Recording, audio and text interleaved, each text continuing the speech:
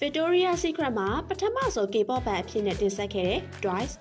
အနောက်တိုင်းသားတို့ဖျော်ဖြေတင်ဆက်မှုတွေမှာ K-pop idol တွေကိုနေရာပေးလာကြတာဆိုရင် Grammy နဲ့ Megala တို့အပြင်အခုဆိုရင်နာမည်ကြီး brand ဖြစ်တဲ့ Victoria's Secret Fashion Show ပွဲကြီးမှာလည်း K-pop တွေကိုနေရာပေးလာတာကိုတွေ့လာရပြီပဲဖြစ်ပါတယ်။ပထမဆုံးအနေနဲ့ Lisa ကနေ solo အနေနဲ့တင်ဆက်ခဲ့ပြီးအခုဆိုရင် Twice အဖွဲ့ကနေ K-pop ဘန်အဖြစ်နဲ့ဖျော်ဖြေတင်ဆက်ဖို့ဖိတ်ကြားခြင်းခံခဲ့ရပါတယ်။အဲ့လို Victoria's Secret မှာဖျော်ဖြေတင်ဆက်ဖို့ကအဆိုတော်တိုင်းအတွက်အိမ်မက်ဖြစ်တဲ့အတွက် Twice အဖွဲ့ဝင်တွေအတွက်လည်း Dream to Come True လို့ဆိုရမလားပါပဲ။ဖျော်ဖြေမဲ့စရင်ထွက်လာတဲ့အခါမှာပရိသတ်တော်တော်များများက Twice အဖွဲ့နဲ့ Victoria's Secret ပွဲကအံဝင်ခွင်ကြဖြစ်ပါမလားလို့တွေးပူနေကြပါတယ်။ဒါပေမဲ့လို့အခုဆိုရှိုးပွဲလည်းအအောင်မြင်မြင်နဲ့ပြီးစီးသွားပြီဖြစ်သလို Twice အဖွဲ့ဝင်၄ယောက်ဟာလည်း This is for နဲ့ Strategy တချင်းနှစ်ပေါက်နဲ့ Victoria's Secret မှာ Cutie ဆက်ဆန်ကွန်ဆာပုံစံလေးဖျော်ဖြေတင်ဆက်ခဲ့တာဖြစ်ပါတယ်။ Twice ကတော့ K-pop idol ဘန်ခေါင်းစဉ်အောက်ကဖျော်ဖြေတင်ဆက်ခဲ့တာဖြစ်ပြီး Lisa တုံးကတော့